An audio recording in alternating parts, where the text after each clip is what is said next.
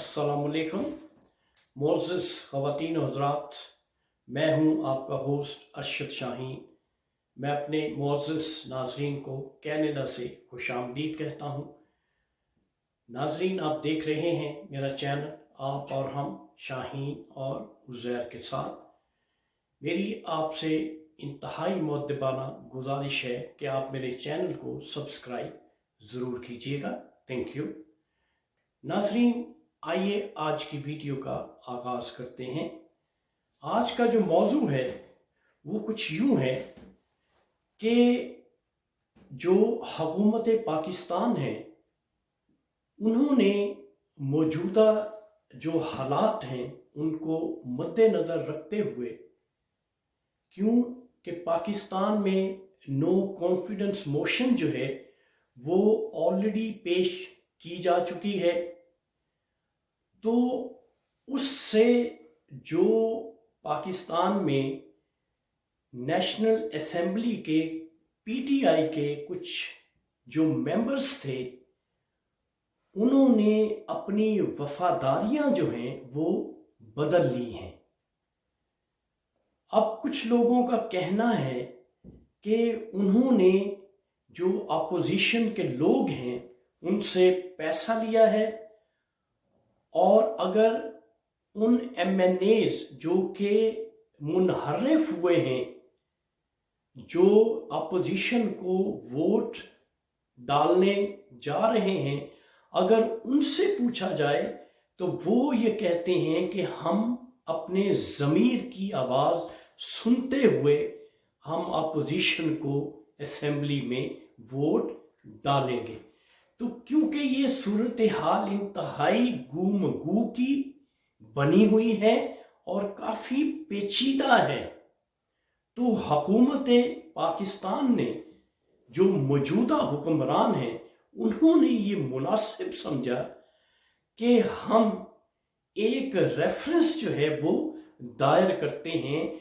लिहाजा जो पाकिस्तान के अटॉर्नी जनरल हैं उन्होंने एक रेफरेंस तैयार करके, जिसे प्रेसिडेंशियल रेफरेंस कहा जाता है, उसको आज सुप्रीम कोर्ट में समाअत के लिए दाखिल करवा दिया। अब नाज़रीन, हुकूमत का मौक़िफ़ ये है कि जो मुनहरिफ अरकान हैं उनका ताल्लुक जो है, क्योंकि एक सियासी जमात से है, इसलिए वो उस सियासी जमात के पाबंद हैं, उसके असूल ज़वाबित के पाबंद हैं। अगर वोट उन्होंने देना है तो वो अपनी पार्टी ही को वोट्स दे सकते हैं, अपोजिशन को वोट नहीं दे सकते।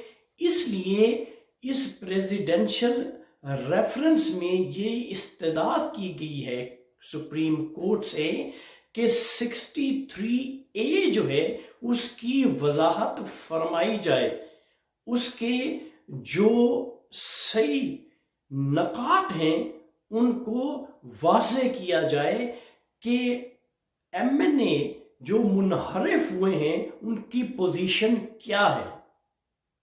एक तो सूरत ये है, और दूसरी सूरत वो आर्टिकल 95 है, जिसके बारे में ये कहा गया है कि जो भी एमएनए है, जो भी नेशनल असेंबली का मेंबर है, वो अपनी जमात के साथ जुड़ा हुआ है। जमात का जो सरबराह है वो उसके हुक्म को फॉलो करने का ताबे है, उसके हुक्म के बगैर वो कोई स्टेप नहीं ले सकता असेंबली में। तो ये जो दो आर्टिकल्स हैं इनको सामने रखते हुए जब हम बात करते हैं तो फिर हमें यूँ लगता है कि जो मेंबरान नेशनल असेंबली के मुनहरिफ हुए हैं या उन्होंने अपनी पार्टी से गद्दारी की है, तो वो ऐसा नहीं कर सकते, उनको ऐसा करने का इख्तियार नहीं है।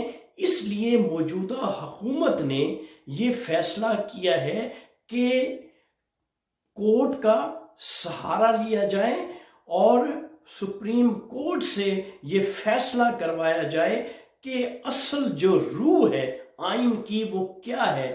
کیوں کہ کچھ لوگ کہتے ہیں کہ جو ایم این ایز منحرف ہوئے ہیں وہ اپنی مرضی سے کسی کو بھی ووٹ دے سکتے ہیں، لیکن کچھ لوگ یہ تشریح کرتے ہیں کہ وہ ایسا نہیں کر سکتے، وہ اپنی پارٹی کے پابند ہیں جس کی ٹکٹ پہ وہ الیکشن جیت کے آئے ہیں. اس لیے اس پیچیدگی کو دور کرنے کے لیے ضروری تھا کہ سپریم کورٹ کا سہارا لیا جائے. لہٰذا اس وقت جو ہے یہ ریفرنس دائر کیا گیا ہے اور کورٹ نے اس کی جو ہیئرنگ کی جو تاریخ ہے وہ 24 مارچ مقرر کی ہے، اور ایک لارج بینچ جو ہے وہ تشکیل پائے گا اور یہ جو ریفرنس ہے اس کی باقاعدہ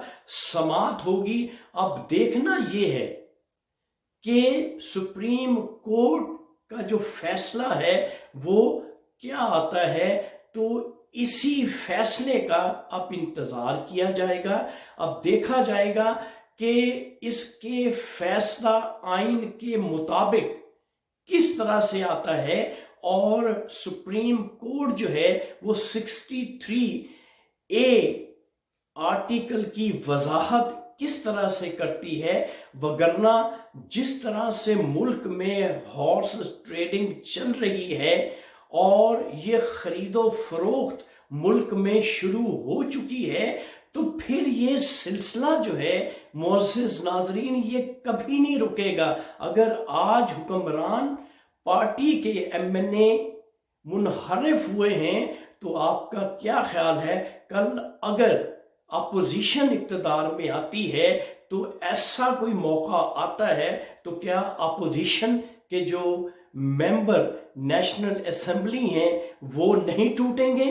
وہ اپنے ضمیر کی آواز اس وقت نہیں سنیں گے؟ وہ یہ نہیں کہیں گے کہ جی یہ ہمارے ضمیر کی آواز ہے؟ لیکن آئین میں جب آئین کی بات ہوتی ہے تو وہاں ضمیر کا فیصلہ نہیں چلتا، بلکہ فیصلہ آئین کے مطابق کیا جاتا ہے. اس لیے یہ بہت اچھا سٹیپ لیا ہے حکومت پاکستان نے. موجودہ حکومت میں یہ تشریح مانگ لی ہے سپریم کورٹ سے، تاکہ یہ جو ملک میں یہ خریداری جو بندر بانٹ ہوتی ہے پولیٹکس میں، کم از کم اس کا سدباب کیا جائے. اور ناظرین جاتے جاتے میں یہ بات بھی ضرور کروں گا کہ ان لوگوں پہ کیوں نہیں قانون کا شکنجہ کسا جاتا جو لوگ ہارس ٹریڈنگ کے پیچھے ہوتے ہیں، جو لوگ